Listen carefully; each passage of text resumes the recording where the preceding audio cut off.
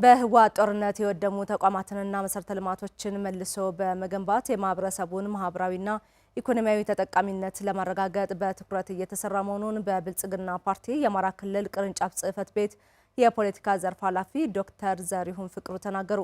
የክልልና የዞን ከፍተኛ አመራሮች በነፋስ መውጫ ከተማ አስተዳደር እየተሰሩ ያሉ የልማት ስራዎችን ተመልክተዋል። ተጨማሪውን ከካሳው መንጌ እንከታተል።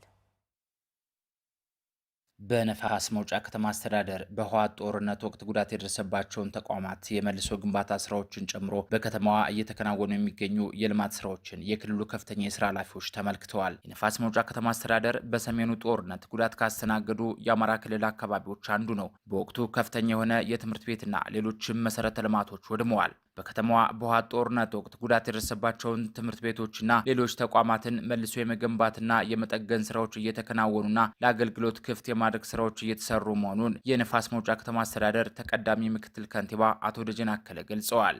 በህወሓት ጦርነት ጊዜ ይህ አካባቢ በጣም ሰፊ ጉዳት የደረሰበት በብዙ ተቋማትም በተለያዩ የመንግስት ተቋማት በትምህርት ቤት በጤና ጣቢያዎች ብዙ ሰፊ የሆነ ጉዳት ደርሶ ነበር። ይህን ጉዳት መሰረት አድርጎ መንግስትም መልሶ ማቋቋም ስራዎች ተሰርተዋል። ሰፊ የሆነ የመማሪያ ክፍል የተገነቡበት ሌሎችም ተቋማት መልሰው የተገነቡበትና አሁንም ቢሆን በስፋት ለህዝቡ አገልግሎት እየሰጡ ያሉበት ሁኔታ ነው ያለው። ማህበረሰቡ በልማት ስራዎች በመሳተፍና ሰላምን በማረጋገጥ በኩል የድርሻውን እየተወጣ መሆኑንም ከንቲባው ገልጸዋል። ማህበረሰቡ እነዚህን ግንባታዎች አጠቃላይ የመሰረተ ልማቶችን በመንከባከብና በመከታተል ደረጃ ሰፊ የሆነ ድርሻ ነው ያለው። ከሰላሙም አኳያ ሰላሙን በመጠበቅ አብዛኛዎቹን ሰላም እንዲመጡ ከማድረግ አኳያ ሰፊ ስራ እየሰራ ነው ያለው። በነፋስ መውጫ ከተማ አስተዳደር የህዝቡን የማህበራዊና ኢኮኖሚያዊ ተጠቃሚነት የሚያረጋግጡ የልማት ስራዎች በጥሩ ሁኔታ እየተከናወኑ መሆኑን በአማራ ክልል ብልጽግና ፓርቲ ቅርንጫፍ ጽሕፈት ቤት የፖለቲካ ዘርፍ ኃላፊ ዶክተር ዘሪሁን ፍቅሩ ገልጸዋል። በጋይንት ንፋስ መውጫ ከተማ በርካታ ፕሮጀክቶችን በመስክ ምልከታ መመልከት ችለናል። በማህበራዊ ልማት ዘርፍ እየተሰሩ ያሉ ፕሮጀክቶች ለምሳሌ በርካታ ትምህርት ቤቶች በህወሓት ጦርነት ወቅት ተጎድተው የነበሩ ትምህርት ቤቶች በመልሶ ማቋቋም እየተጠገኑ አገልግሎት እየሰጡ ይገኛሉ። በኢኮኖሚ ልማት ዘርፍ በኩልም በከተማው በርካታ መሰረተ ልማቶች እየተገነቡ ይገኛሉ።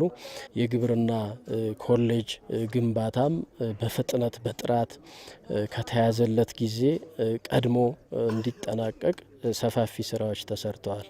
ይሄ ኮሌጅ ግንባታ ሲጠናቀቅ የግብርና ፋካልቲ የሚከፈትበት ነው የሚሆነው። በስሩ በርካታ ሰራተኞች፣ በርካታ ተማሪዎች፣ በርካታ መምህራን በኮሌጅ ውስጥ ስለሚታቀፉ ለንፋስ መውጫ ከተማ በርካታ ድሎችን ይዞ የሚመጣ ነው። ክልሉ መንግስት በጦርነትና በተለያዩ ግጭቶች የወደሙ ተቋማትን መልሶ የመገንባትና የመጠገን ስራዎችን ትኩረት ሰጥቶ እየሰራ መሆኑንም ዶክተር ዘሪሁን ገልጸዋል። በ25 ዓመት የአማራ ክልል ስትራቴጂክ እቅድ ውስጥ አንዱ የማስፈጸሚያ አቅጣጫችን በልዩ ልዩ ግጭቶች የሰሜኑን ጦርነት ጨምሮ በልዩ ልዩ ግጭቶች የወደሙ ተቋማትን መልሶ በአዲስ መልኩ መገንባት ነው። ከዚህ አንጻር ይህ አካባቢ በህወሓት ጦርነት ወቅት ሁሉም ተቋሞቹ በሚባል ሁኔታ ከፍተኛ የሆነ ውድመት አስተናግደዋል። ሁሉም ተቋማቶች ውስጥ ያሉ ፋሲሊቲዎች በሙሉ አገልግሎት የማይሰጡበት ሁኔታ ነው የነበረው። ከዚህ ተነስተን በአማራ ክልል የመልሶ ማቋቋም ተቋም በኩል በዚህ አካባቢና በህወሓት ጦርነት በተጎዱ በሌሎች አካባቢዎች ሰፋፊ ስራዎችን እየሰራ እንገኛለን። በርካታ ትምህርት ቤቶች እየተገነቡ ይገኛሉ። በርካታ የመሰረተ ልማት ስራዎች እየተገነቡ ይገኛሉ። በሚሰሩ የልማት ስራዎችና ሰላምን የማስፈን ስራዎች ህዝቡ እያሳየ ላለው ተሳትፎም ምስጋና አቅርበዋል።